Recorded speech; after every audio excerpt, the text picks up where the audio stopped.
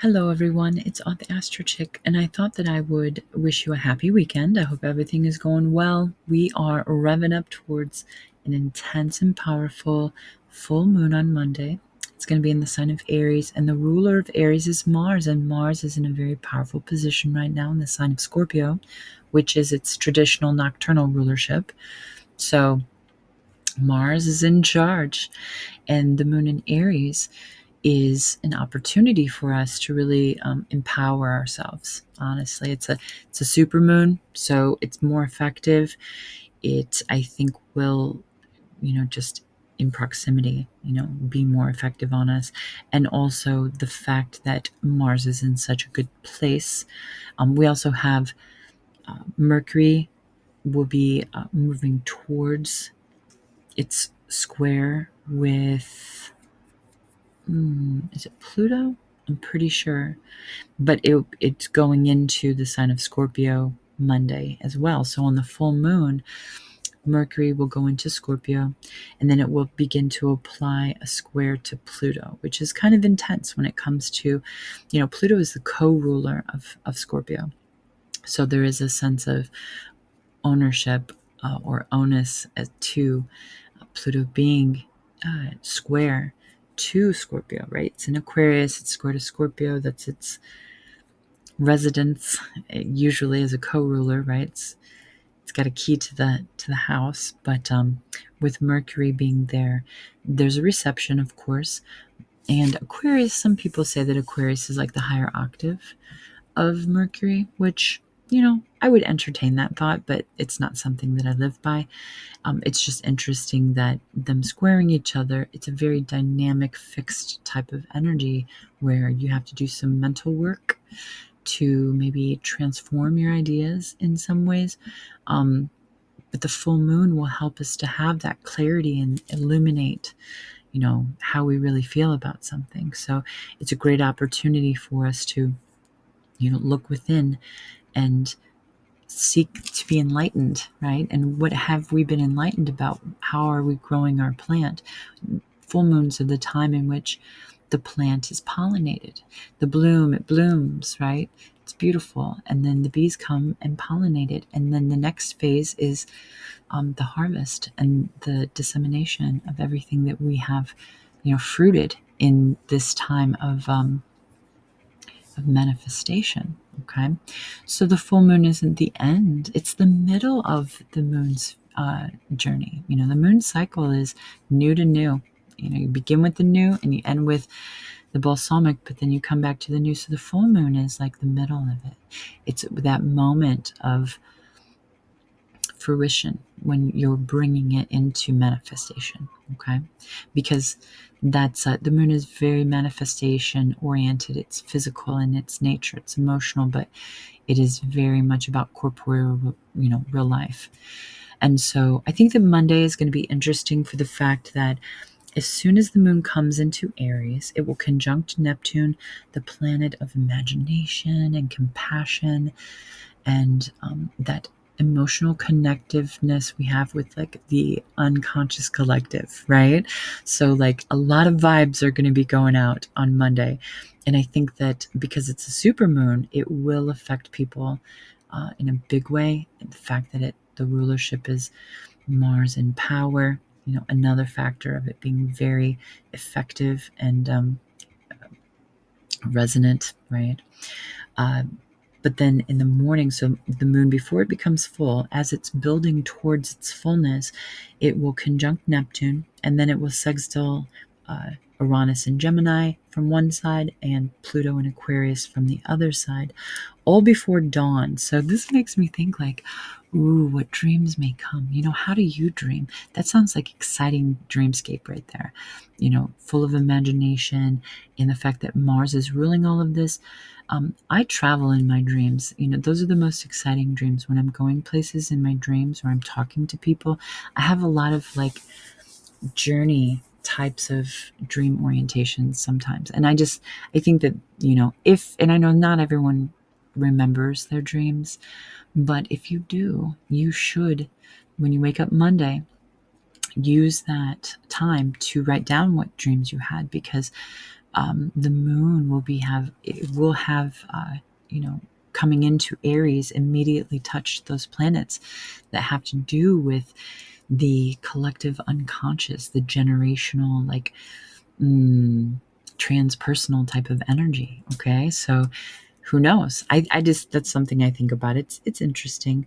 And so that's Monday, right? And then Wednesday, we have the moon going into Taurus, which will start the waning gibbous phase. So the full moon is, over Monday. Monday it comes, it goes. It doesn't hit exact until like almost midnight on Monday.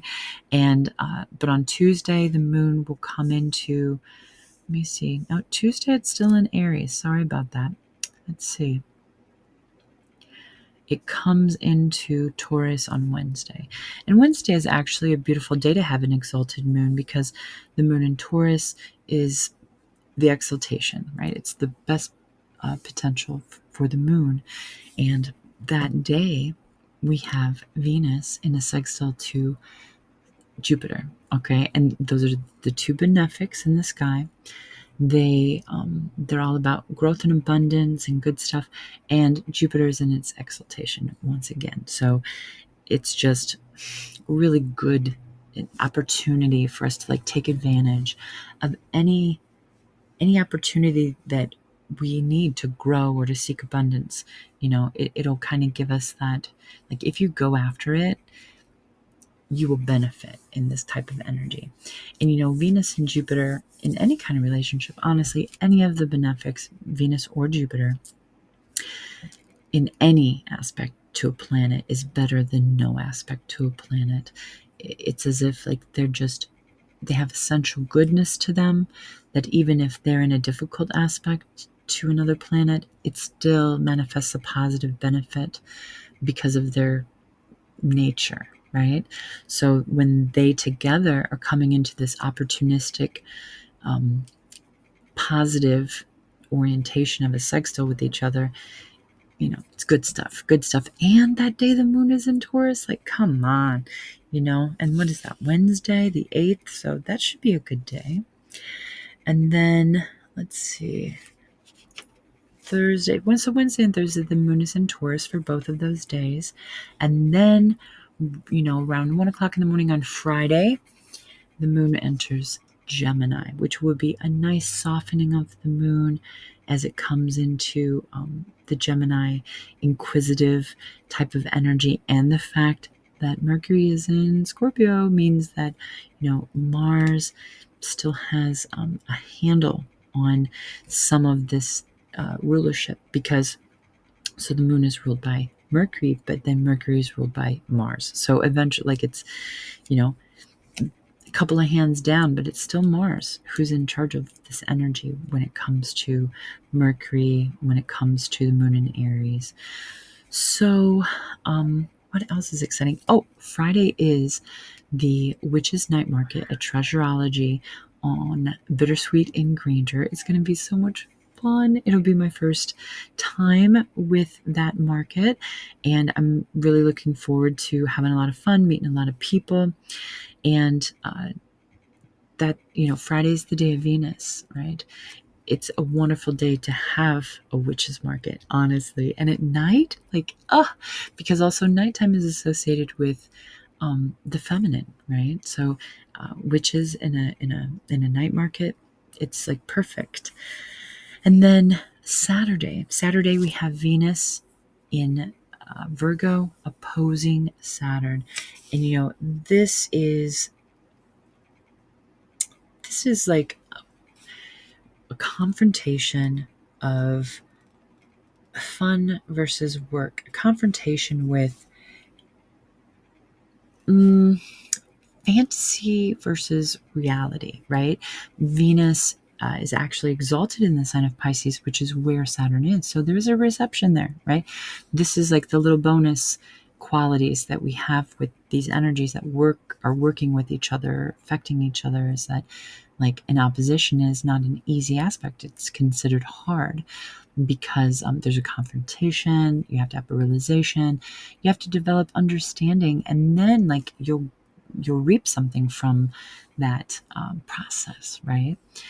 And when you have planets that are relating to each other in each other's signs, it just makes it easier. It's like the planets are buddies, you know? And so Venus opposing Saturn, while Saturn is in Venus's exaltation, is like a silver lining in a lot of ways. You have to remember Venus in Virgo is not happy, and she's very critical of herself. So the opposition also might force us to be less critical on ourselves, to be easier on ourselves, and to see the real ways in which we have developed our foundations, or whatever quality, where's Pisces in your chart? Where is Virgo in your chart? Those areas are where the confrontation will be between what you want and what you've created. Okay, so you'll have to make that realization on your own. And then, we come into next Sunday with a beautiful Cancer moon, and I'm going to leave it at that. I just really wanted to say happy weekend. Good luck with the astrology of next week.